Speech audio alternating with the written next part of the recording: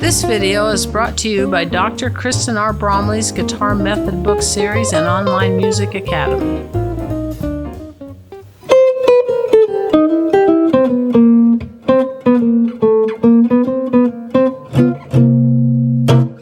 Hi, I'm Dr. Kristen Bromley. Welcome to my online academy. It's so great to have you joining me here in these online lessons. This is lesson 20 in this series that is all about jazz guitar. I love jazz guitar and I am excited to bring you this course where we're working in a line upon line fashion. So we're just learning piece upon piece that'll help us master playing jazz guitar, which is useful. Great way to go about it when you're just getting started, and it's also a great way to go about it when you're wanting to improve your playing and you've been playing for a while, so you can fill in gaps and improve the techniques that we need to really master playing jazz guitar. I found that in my years of teaching that I was getting better even though I was working on the basics over and over and over again. Really becoming a master musician involves mastering those basics better than the average. So we work on getting those down. In this lesson, we're working specifically on a new improvisation technique for the dominant seventh chords. So far in the course, we've worked with those shell voicings, comping in that Freddie Green style in various chord progressions and over the tunes that we've done. And we've worked on various improvisation techniques. With the dominant seventh chords, we've worked with two different arpeggio forms, one with the root on the low sixth string, one with the root on the low fifth string. And that's a great place to start. It's really important to start there. I have a review for us up here on the board that has some of these things on our fretboard. So our low sixth string form and our low fifth string form, the squares are around those roots, and then the black dots are where the arpeggio notes are. And then we've worked on some other things like adding in the second or the ninth, using the flatted third in various ways. We've also looked at adding in that sixth between especially steps 5 and the flatted seventh, so how we can work with that one. In this lesson, we're going to work on a super important one, and that's where we're working between the root and the flatted seventh by adding the seventh in between. And this is a really, really important part of the jazz language. We use this a lot, so it sounds like when we go between those. Of course, without any context, we don't know what that really sounds like. So we're going to look at adding that one in. I'm not going to review any of the other techniques that I've gone over, but you can refer to previous lessons. So if this is the first lesson you're jumping in on, you're going to want to check out the other ones on the improv techniques. Really, you're going to want to check out all the lessons up until this point on the channel so you can master this style. But we're going to look here at incorporating in the 7 in between the flatted seventh and the root, which are two chord tones. So we've done this sort of thing where we've connected chord tones before, and here we are doing it again in a very important way over these dominant seventh chords. So I'm just going to work with the top 4 strings. I've got it indicated for the entire fretboard up here on both of the forms. But the best place to start for us, because it's where we're going to improvise the most, is on those top 4 strings. So we might as well just dive in and get this happening on the top 4 strings. So in the key of C, just if I go through and play that arpeggio, I've got it here on the top 4 strings. I started on the root, played to that high root, came to that flatted seventh that's below the root, and then came back. So my ring finger is at the 10th fret on the 4th string. So what we're wanting to get in here as our new technique is this natural 7, and I have it as a star, and I've circled those stars so they can be easy to find with all that stuff that's up on the board. But if we came from that high root, came that natural 7 down to that flatted 7th. We have that up on top, and that does involve a shift, so it takes a little bit of getting used to. We can go all the way down to the 5th, and you can just kind of get used to that. We can finger it in a couple ways. We can shift back and forth with our index finger. We can take middle, index, and then pinky, index, middle, or index, index. You can play with those different ways. That's one place this is at. The other place it's at is right here on that 4th string. Sometimes I'll finger that with my ring, middle, index, middle, ring. Sometimes I'll go pinky, ring, middle, and we can even go down to the 6th if we wanted to. It's okay to use that 6th here on this string. So to get that under our fingers, we can create a lick that helps us practice a little bit with that. I've got one for you here. It sounds like this. So what I did there is I played the arpeggio from that root, 3rd, 5th, flat 7 up to the root. Then I came down 7, flat 7, 6, 5. So from there I arpeggiated back 3rd to root, and then 7, flat 7, and back to the root. So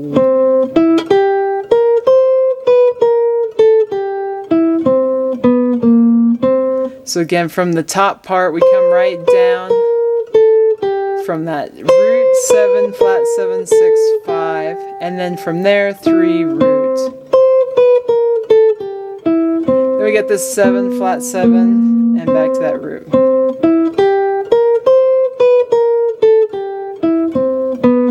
So you can practice that as much as you need to, and then it would be a good idea to work through it in the different positions going chromatically. So if we started in G, for example, we could go ret, T, and.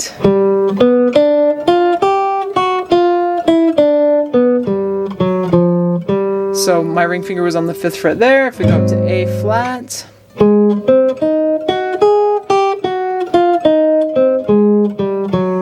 we go up another key, we're in A.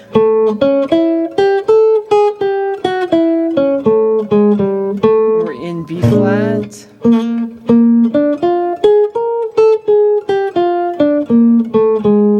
We're in B.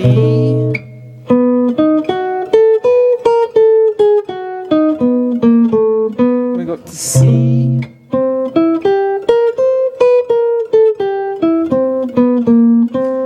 Then C sharp or D flat.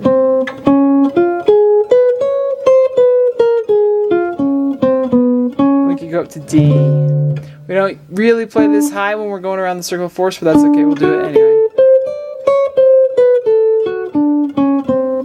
So that's one that gets us used to that on that 5th string, and I just took us back to C. So you gotta get used to it that way. Okay, so if we take a look at the 5th string form then, it's a little different here. We start with that ring finger in the key of F. I'm going to demonstrate it in F. We start with that ring finger at the 10th fret on the 3rd string.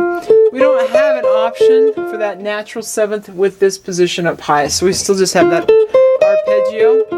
But we do have it descending below the root, so we've got it right there, which is a great place to use it. So we could create a lick here. And what I did there is I actually used the 6th a little bit, so I've just played it. I'll play it again and then I'll walk you through it. So you got the ring finger, I'm just arpeggiating up and back down that arpeggio. So 1, 3, 5, flat 7, 3, 5.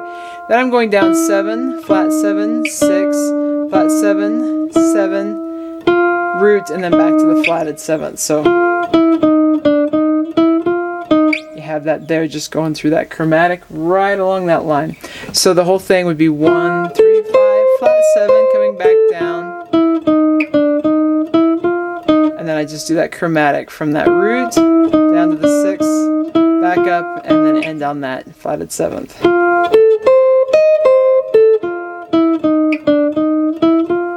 Now, once you kind of got that down, we could take that through the keys chromatically, starting with C. So my ring finger's at the 5th fret, and we go ret, T, and.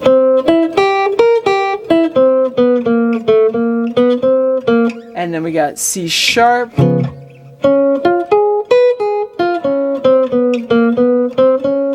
And then D.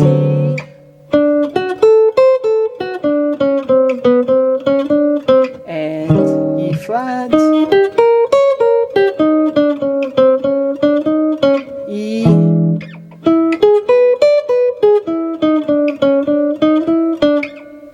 And F.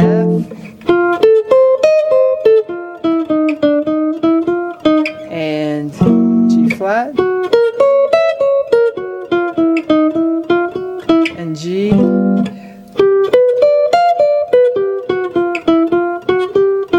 Just like that. Now we could go around the circle of 4s, alternating back and forth, but that's kind of a good warm-up just to kind of get it under our fingers. So now, in the lesson, what I'm going to do is I'm going to improvise around the circle of 4s using these forms. I've done this a ton, so I don't really need to re-explain it, but we'll start there with that middle finger on that low root at the 8th fret for C. So starting with this form, then we'll be to F with that form, then to B flat, and alternating forms back and forth like we usually do. Improvising, throwing this new little bit of the jazz language in there. So I'm going to improvise over the top of this backing track. You can play right along with me, steal any of the ideas you like that I'm playing. I am going to use it in connection with the other types of things that we've already done in the course. So I may throw in the 9th, I may throw in that 2 flat 3 3 or the flat 3 to the 3, 3 flat 3 2, those kinds of things. I'll throw in the things that we've worked on before, the 5, the 6 to the flat 7, and vice versa. So I'll throw all of those in right over the backing track so you can have lots of ideas, but I'll be incorporating in this new one right into our improv, which is awesome. We've got a lot of things happening now. So many great solos can be played, even just with chord tones, but the more techniques, the more pieces of the jazz language we get in there, the more options we have, which is so fun. So the backing track will give us and 4 and in the snare drum, and then we'll be in. And I'll help us keep track of the keys. Like always, this backing track is available on the channel so you can play along with it without me playing along with it. If you want those videos, there's a link down in the description below where you can find them. You can also find them on the Jazz Jam Along backing track playlist. So pretty great. Okay, let's do it.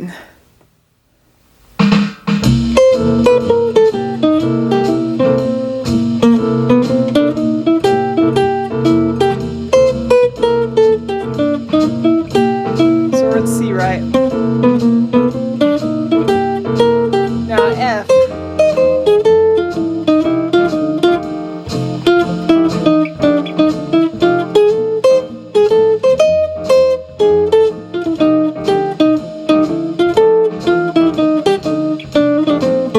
And B flat.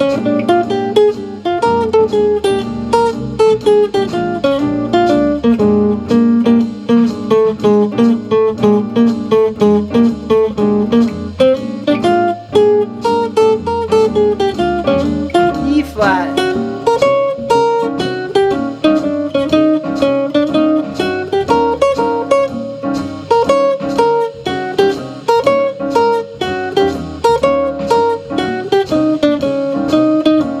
A flat.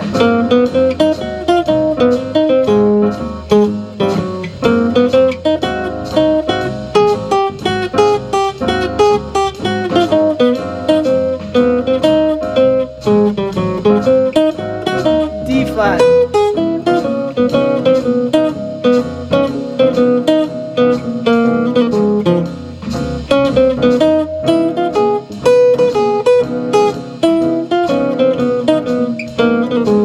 G flat.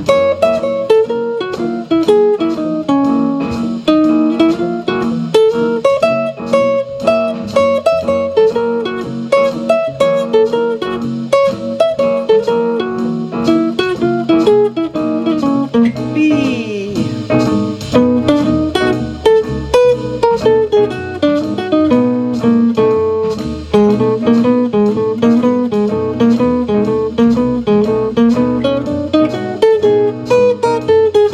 E.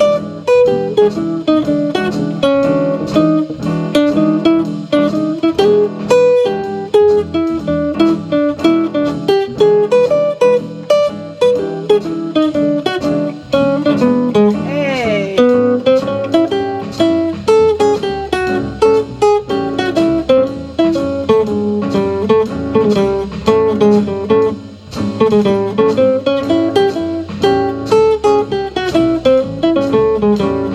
D.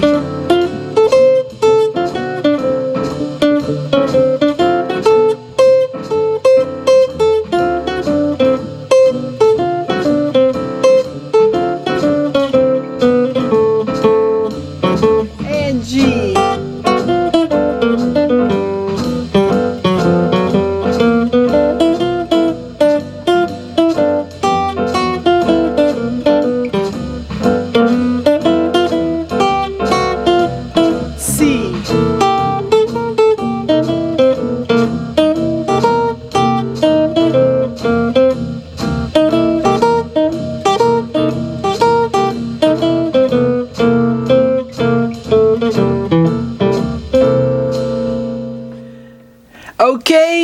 super fun. At least I hope it's super fun for you. It's definitely super fun for me. I love revisiting all these essentials. So as we move forward now, we're going to learn another tune. We'll work on the melody, the chords, so comp on those chords, and improvising a solo right on over that tune. So the next lesson is going to be a tune lesson, which is so awesome and fun, where we get to apply all these things that we've been working on.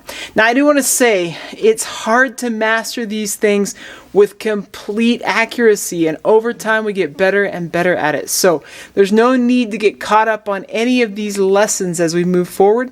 You kind of work on it some, you get it as best you can, and then you move on to the next lesson, start working on those things, get those as best you can, and keep moving on. And actually it really works to go forward and backwards and forward and backwards. I use that a lot when I'm working with my in-person classes. I'll move us forward, get us stretched out of our comfort zone, then we go back and review, and we find that those things are easier and we lock in those skills better. We move forward, get stretched beyond our comfort zones again, move back, go back to things that we did earlier, lock those in. They're easier, they're more fun, and over time we just keep climbing and climbing, gaining more skills as a musician, which is what gets so exciting. So, hope you're having fun with this. Keep at it. Take care. Of course, we got more lessons. We got lessons coming out on Mondays, Wednesdays, and Fridays for the jazz course, and then there's technique Tuesdays, theory Thursdays, and various things on Saturdays. So, lots of great things and all the lessons that are already on the course. So, have fun. Keep at it. Take care, and we'll see you again. If you found this video helpful, please hit the like button and subscribe to the channel. For more in-depth lessons and to progress through a free guitar course, check out my Guitar 101 series on YouTube and my guitar method books, which all come with access to hours of in-depth video lessons. You can find more information about me and my products at KristenBromley.com. Take care.